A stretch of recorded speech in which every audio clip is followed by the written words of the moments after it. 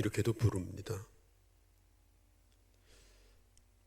우리가 아침에 사도신경을 외웠는데 사도신경이 세 단계로 되어 있습니다. 첫째 단계는 전능하신 천지를 만드신 하나님 아버지를 내가 믿는다. 성부 하나님에 대한 고백입니다. 두 번째 단계는 그의 외아들 우리 주 예수 그리스도를 믿사오니 성자 하나님에 대한 고백입니다. 동정녀 마리아에게서 나시고 부활 승천하시고 재림하시고 심판하러 오시는 그리스도에 대한 고백. 그리고 세 번째 단계가 뭐냐? 성령을 믿사오며 거룩한 공예와 성도가 서로 교통하는 것과 세 번째는 성령 하나님에 대한 고백입니다. 성령은 누구냐?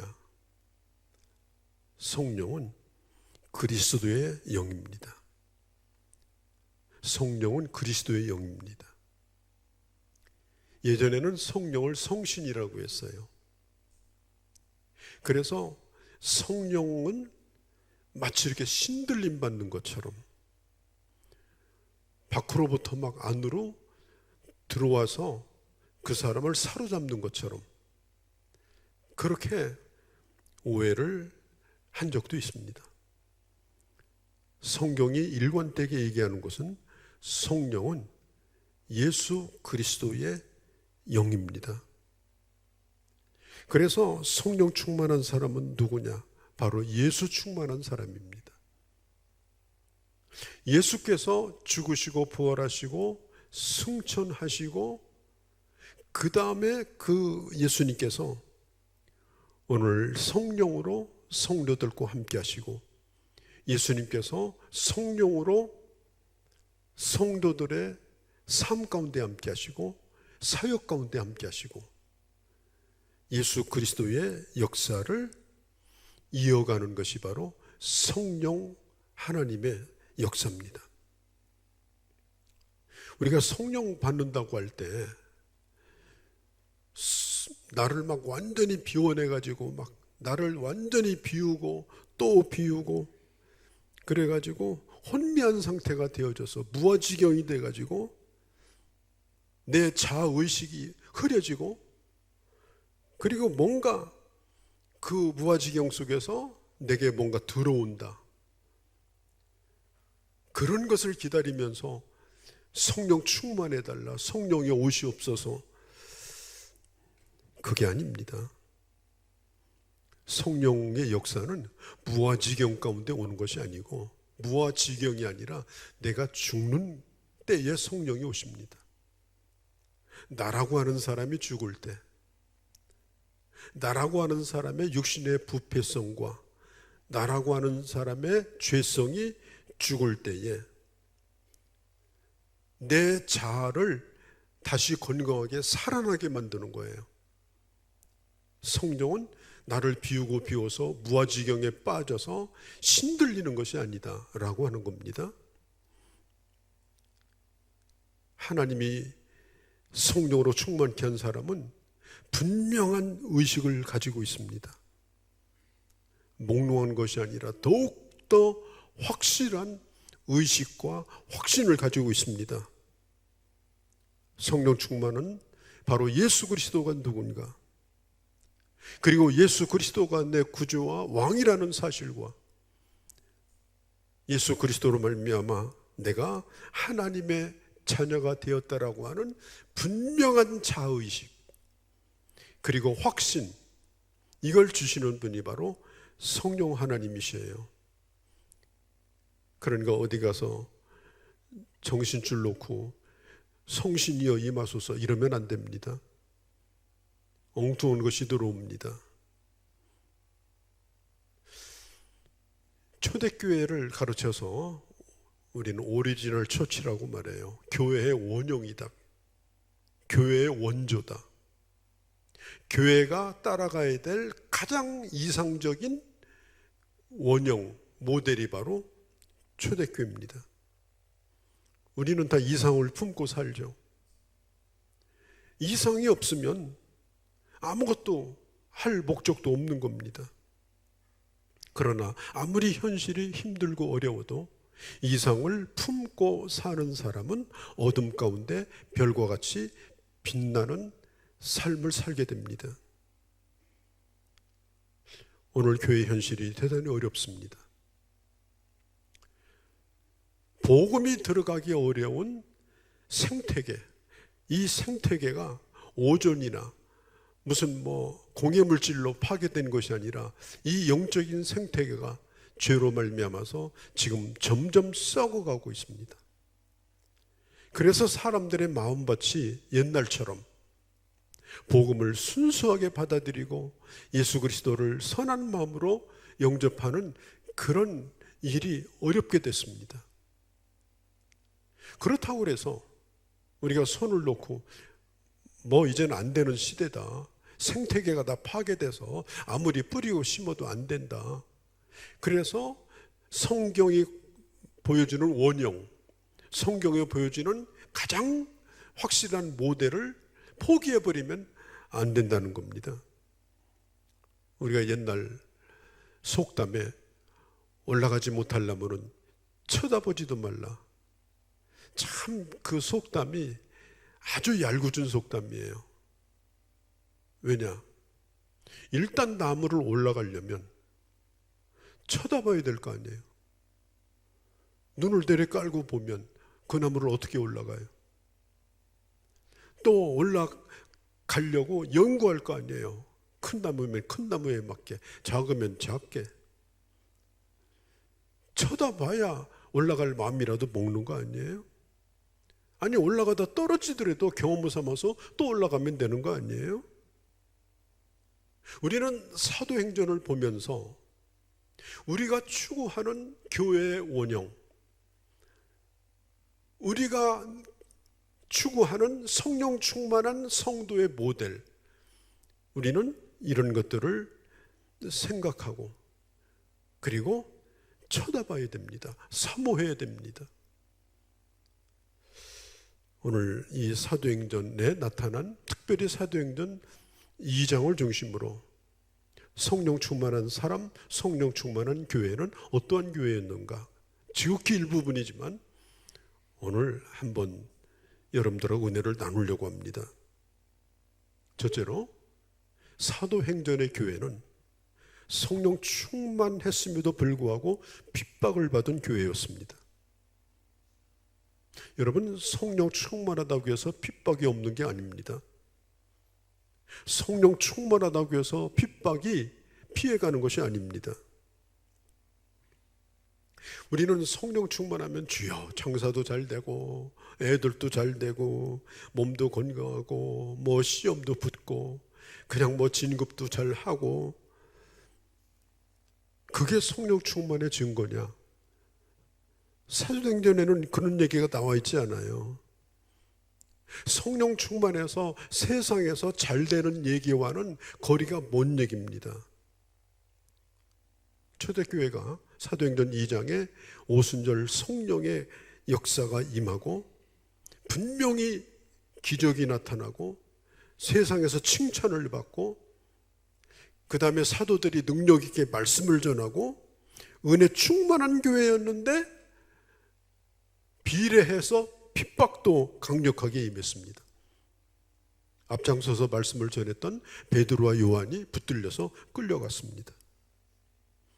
베드로는 옥에 갇혀서 죽을 날을 기다리는 그런 처지가 되었습니다. 스데반 집사님은 집사 임명을 받고 얼마 안 돼서 순교당해서 죽었습니다. 분명히 기적이 나타납니다. 능력이 나타납니다. 하나님이 함께 하십니다. 그럼에도 불구하고 초대교회는 엄청난 핍박을 당했습니다. 그리고 초대교회는 그 핍박을 당연하게 받아들였습니다. 이것은 이상한 거다. 예수 믿는데 왜 핍박이 오는 거냐? 주여, 우리가 부족해서 핍박을 받습니다. 우리 죄를 용서하여 주옵소서. 세상으로부터 교회가 핍박받는 것은 우리가 잘못한 것이 많습니다. 그래서 머리를 싸매고 막 교회 가다 회개하고 막 움츠러들고 막. 사도행전에 보세요. 교회가 핍박받을 때에 주여 우리 죄 때문입니다, 한마디도 그런 회개 기도를 한 적이 없어요. 물론 인간이니까 부족한 게 있죠. 어떻게 완벽합니까, 교회가? 또 왜 죄가 없습니까? 죄가 있죠.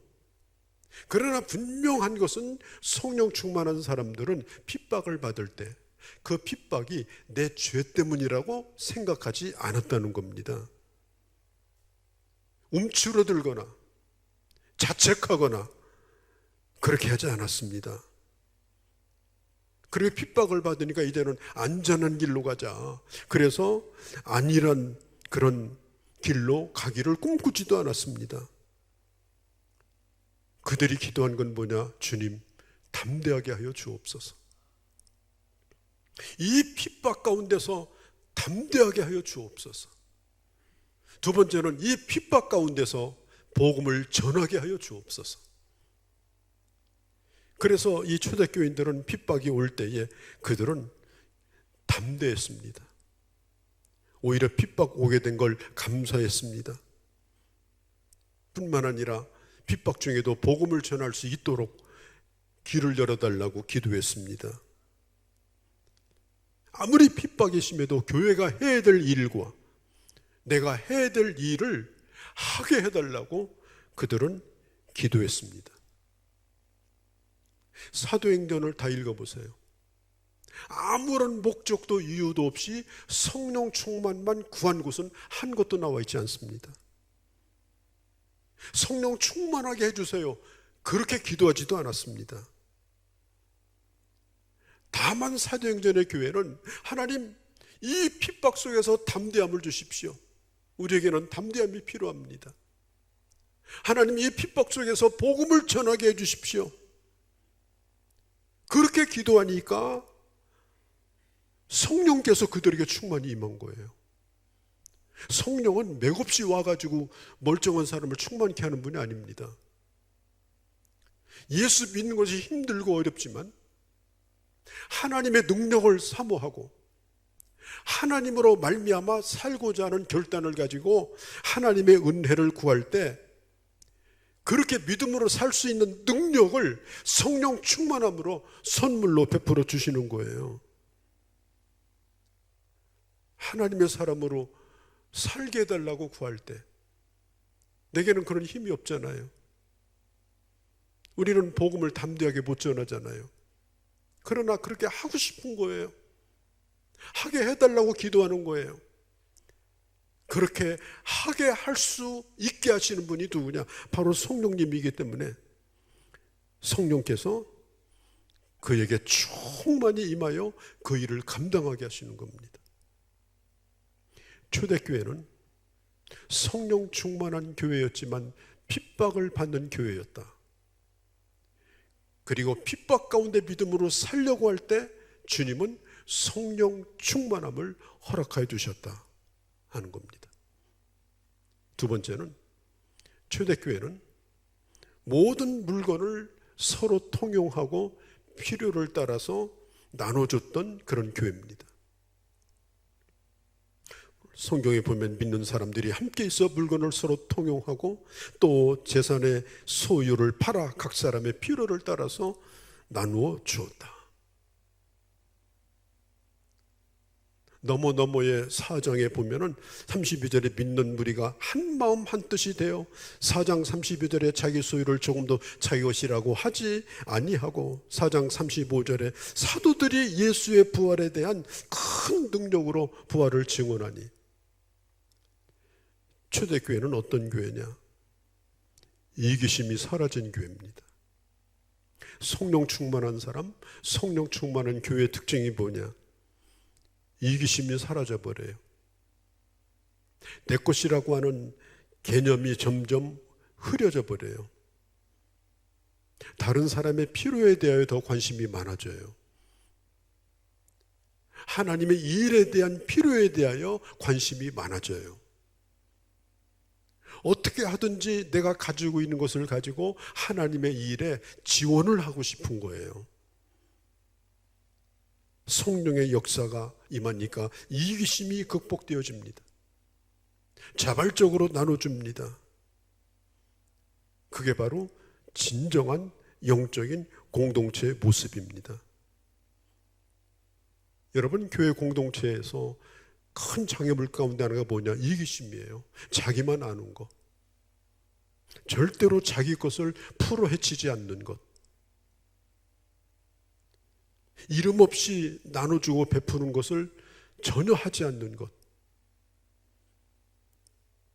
그게 바로 공동체에서 큰 장애물이 됩니다. 왜냐? 그러면 어떤 일도 일어나지 않아요.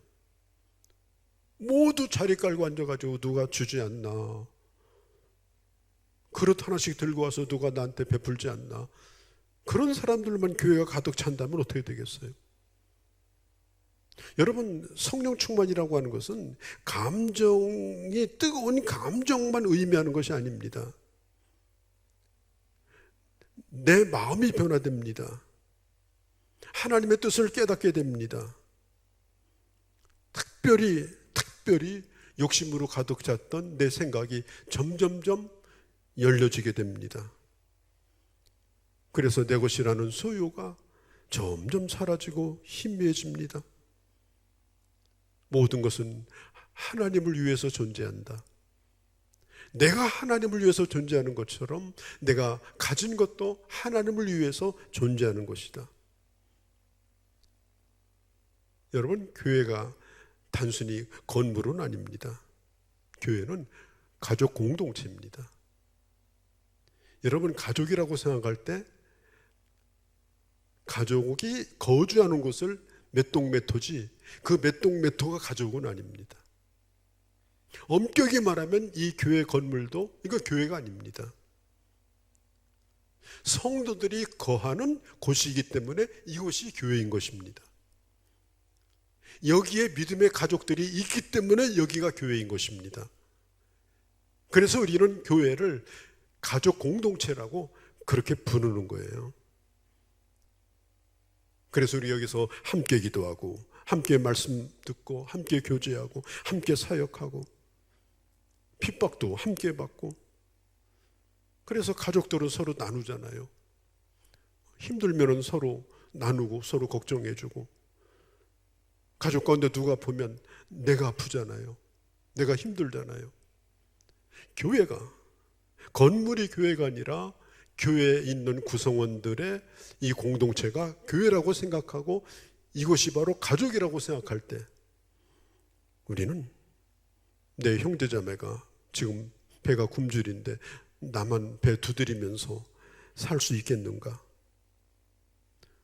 나눠주는 거죠. 조금 더 있는 건 많이도 아니에요. 내가 뭐 어마어마하게 많아서 나눠주는 게 아니에요. 그 사람보다 조금 더 많은 거예요. 그 조금 많은 것, 그걸 가지고 그래도 나누려고 하는 겁니다. 지식 있는 사람은 조금 더 배웠으니까 잘난 척하는 것이 아니라 조용히 지식을 나눠줍니다. 재능이 있는 사람은 또 재능을 나눠줍니다. 내게 있는 것이 뭔가 나눌 수만 있다면, 그것에 대하여 행복을 경험한 사람들은 그렇게 하는 것이 너무나 즐거운 거예요. 여러분, 집에 가서 한번 보세요. 몇 년 가도 쓰지 않는 것이 막 구석구석에 쌓여 있습니다. 입지 않는 옷, 입지 않는 그 가정 여러 가지 뭐 전기 제품들, 또 가정 도구들, 가구들, 구석구석에 있는 것들이 얼마나 많은지 몰라요. 책들도 많고. 그거요, 내가 갈 때 다 놓고 갈 거예요. 아파서 어디 병원에 가든지 요양원에 가든지 한 가지도 싸가지고 못 갑니다. 다 놓고 갈 거예요. 그럼 나머지 사람들이 와서 다 갖다 버려요. 그래서 전부 쓰레기통에 쌓이는 거예요, 물건이. 버려가지고 남이 주워가게 만드는 것보다는 내가 지금 소중하게 아끼고 있지만 그래도 저 사람보다는 내가 좀 덜 필요하니까 내가 나누자. 그러면 내 것이 그 사람에게 옮겨가는 거예요. 없어지는 게 아니고. 예? 내 것이 다른 사람에게 또 큰 힘이 되는 거예요. 초대교회 사람들은 그렇게 살았어요. 다 가져가시라고, 내 것 갖다 쓰시라고. 그 다음에 이렇게는 하지 않았어요. 당신 거 내 거니까 주세요, 이런 얘기는 안 했어요. 그건 대단히 탐욕스럽고 그것은 나쁜 욕심이죠. 남의 걸 함부로 달라고 하면 됩니까? 우리는 그런 요구를 할 수가 없어요. 칫솔 치약 하나도 그렇게 하면 안 돼요. 다만 내가 가지고 있는 거, 내가 조금이라도 쌓여 있는 거. 초대교회 교인들은 정말 가난한 사람이 많았거든요. 부자가 교회 안에 몇 명밖에 없었어요. 그런데 바나바 같은 사람들, 이런 사람들이 베풀면서 이 운동이 일어나고 교회는 갑자기 부유하게 되어지고, 그리고 그것을 세상에 나눠주면서 가난한 사람들이 모였는데도 교회가 풍성해져 버렸어요. 그래서 교회가 세상을 향하여 손을 펼치고, 그러니까 많은 사람들이 교회로 돌아왔어요. 많은 사람들이 교회를 바라보며 칭찬했어요. 그 나눔의 통로를 통해서 복음이 강력하게 증거되니까 교회가 부흥됐어요. 그게 바로 성령 충만한 교회의 아주 중요한 특징이고, 저는 우리들의 교회도 바로 그렇게 되기를 원합니다. 성령 충만한 교회의 모습은 세 번째로 뭐냐? 모임이 활발한 교회였습니다. 초대교회는 모임이 대단히 활발했습니다. 특별히 오늘 성경에 보면은 집에서 떡을 떼며, 이 말은 어떤 집에서 모여서 몇 가족들이 떡을 떼는 거예요. 소그룹 모임이에요. 이웃집들을 초청해서 음식을 장만하고, 그리고 그들과 음식을 나누면서 그게 성찬식이 되는 거예요. 그리고 그 나눔 속에서 하나님의 말씀을 나누고 하나님을 찬양하고 영광을 돌리는 거예요. 물론 요한계시록 10장에 있는 것처럼 저 하나님의 나라에 어마어마한 수를 헤아릴 수 없는 14만 4천이 주님을 찬양하는 그 큰 모임을 우리는 기다리고 있습니다. 그리고 온 교회가 다 모여서 드리는 그런 예배도 우리는 사모합니다. 그러나 초대교회의 모습은 어떤 모습이냐? 이웃을 초청하여 자기에게 있는 그 가정을, 내가 속해 있는 그 삶의 울타리를 열어놓고 복음을 나누는 작은 모임의 장소가 되도록 그렇게 한 것입니다. 작은 모임에서 마음을 열고, 그리고 서로 친구가 돼서 하나님의 말씀을 경험하게 하는 거예요. 작은 모임에서 섬세한 하나님의 은혜를 경험하게 됩니다. 작은 모임에서 인격과 인격이 서로 부딪히면서 살아계신 하나님의 말씀을 경험합니다. 작은 모임에서 삶을 나누고, 다른 사람을 위해서 기도해 주는 것도 배우고, 기도 부탁하는 것도 배우고, 그리고 함께 전도하는 법도 배우고, 그러면서 이 작은 모임이 역동적일 때에 결국은 하나님의 교회의 놀라운 역사가 나타나는 겁니다. 교회의 안무는 말하자면 대예배 안문입니다. 그러나 교회가 안문으로 갔다가 안문으로 빠져나가면 교회는 그냥 설사 안 한 사람하고 똑같아요. 실컷 먹었는데 설사 쫙 했어요. 교회는 앞문으로 갔다가 앞문으로 설사하면 안 돼요. 옆문으로 다 들어가야 돼요.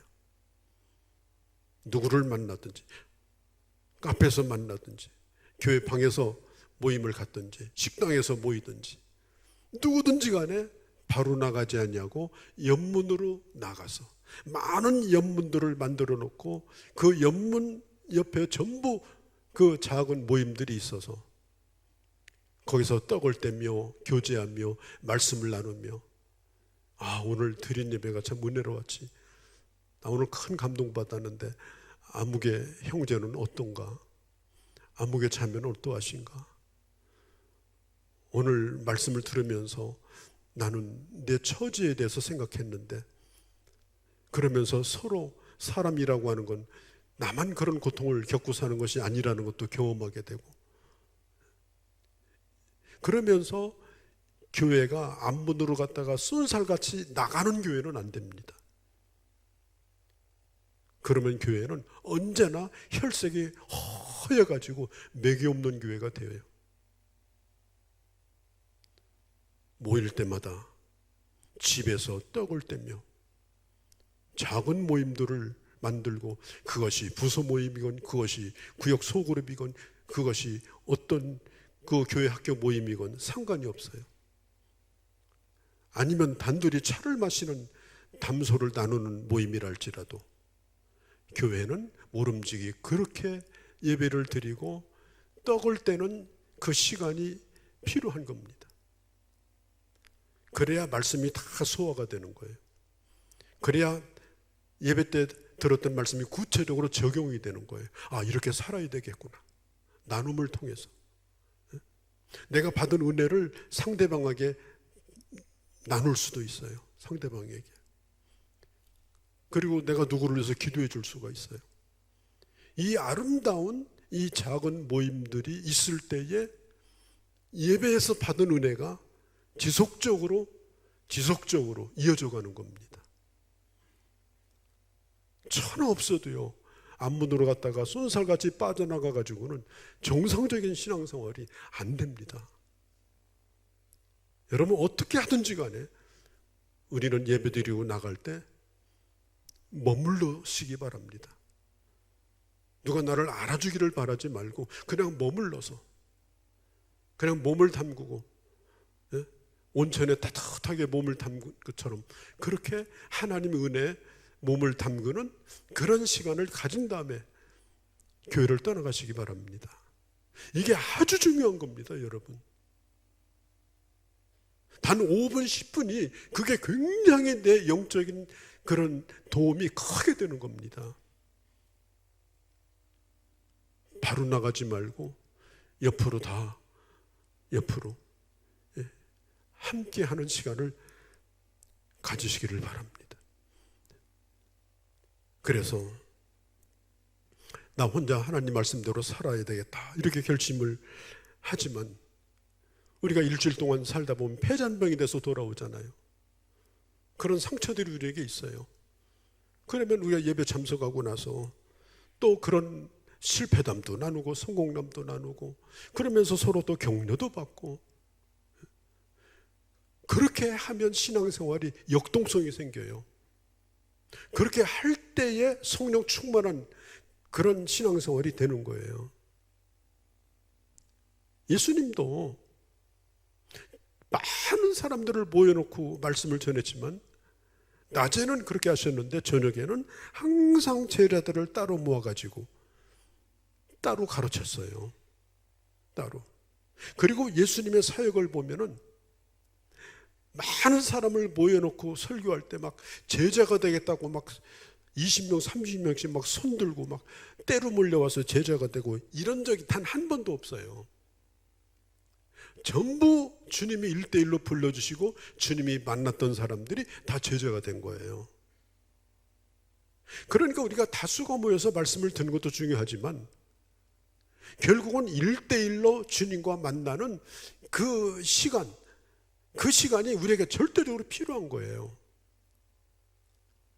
그렇게 해야 내가 주님 앞에서 어떻게 응답하고 어떻게 살아야 되는지 구체적인 하나님의 뜻을 우리가 깨닫게 되는 겁니다. 우리 주님은 수많은 사람들이 돌아오는 걸 원치 않아요.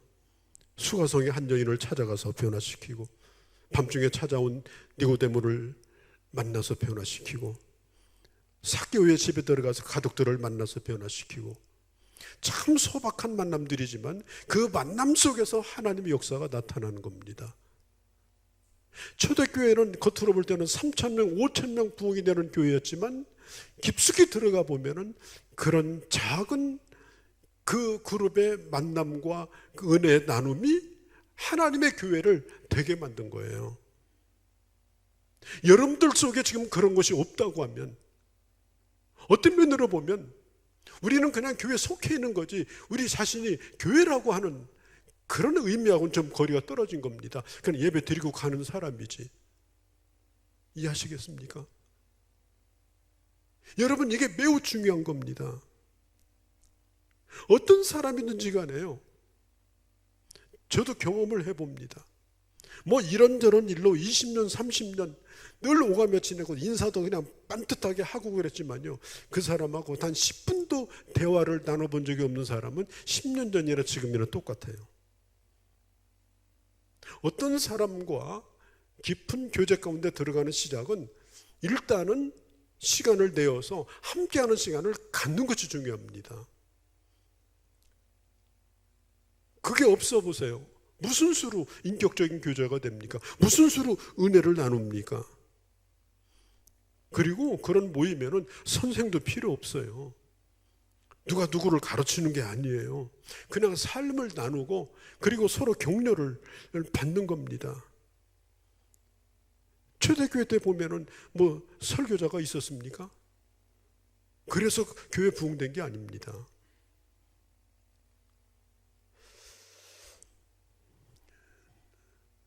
서기 313년에 노마가 기독교를 국가의 종교로 인정했어요.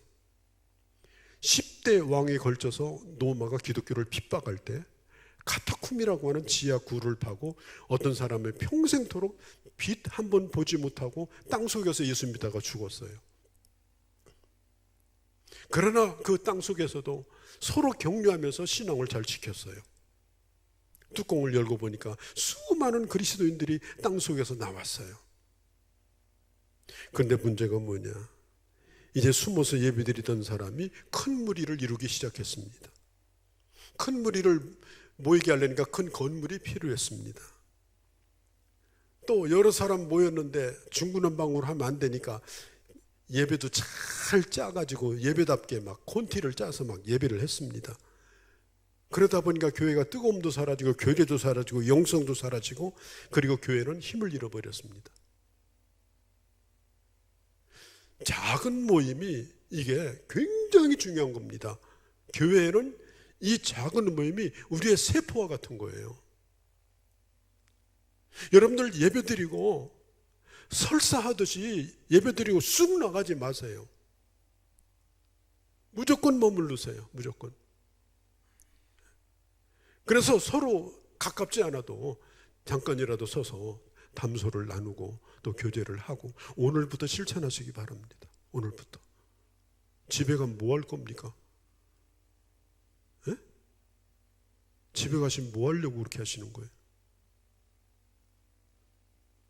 그러니까 서로 그냥 막 경쟁이라도 붙은 듯이 막, 저 사람도 빠져나가는데 뭐 나 같은 초신자는 뭐 교회 머무르면 안 되지. 그럼 막 뒤쫓아서 그냥 막 달리기 시작하는 거죠. 뭐 그러면 안 되는 거예요. 시간도 투자해야 돼요. 관심도 가져야 돼요. 그렇게 할 때 초대교회와 같이 그 모임이 건물교회가 아니라 영적인 공동체로서의 튼튼한 교회가 되는 거고, 그리고 그 성령 충만한 교회가 이 세상을 향하여 하나님의 놀라운 역사를 이루는 겁니다. 이 초대교회, 이 아름다운 모습을 우리 다시 한번 깊이 생각하고, 잃어버렸던 교회 본질과 열정, 그리고 그 아름다움을 회복해서 초대교회 때도 힘든 가운데도 하나님의 나라가 세워졌습니다. 오늘 이 시대가 힘들지만 이 아름다운 원형을 찾아가는 우리의 이 간절한 소원과 그리고 하나님을 향한 열심을 가지고 다시 한번 역동적인 공동체로 하나님의 놀라운 역사를 이루는 교회로 또 우리 한 사람 한 사람으로 하나님께서 다시 세워주시고 사용하는 그런 역사가 우리들 가운데 충만하기를 주의 이름으로 축원합니다. 거룩하신 우리 아버지, 사도행전 교회 참으로 아름다운 교회였습니다. 건물도 없었고 조직도 없었고 뛰어난 설교자도 없었지만 사도행전의 교회는 수많은 집에서 수많은 사람들이 모여 떡을 나누며 말씀을 나누고 그들의 솔로몬 행각에서 수천 명이 모여서 또 주님을 예배하면서 엄청난 부흥을 가져왔습니다. 아버지, 올라갈 나무는 꿈도 꾸지 말라고 하는 이런 사탄적인 말에 속지 않게 하시고 사도행전을 꿈꾸고 사도행전의 영성을 꿈꾸고 사도행전의 성도를 꿈꾸고 사도행전의 교회를 꿈꾸며 하나님의 영광을 드러내는 우리 모두가 되기를 간절히 원하오니 하나님 은혜 베풀어 주시옵소서. 우리 주 예수님의 이름으로 기도하옵나이다. 아멘.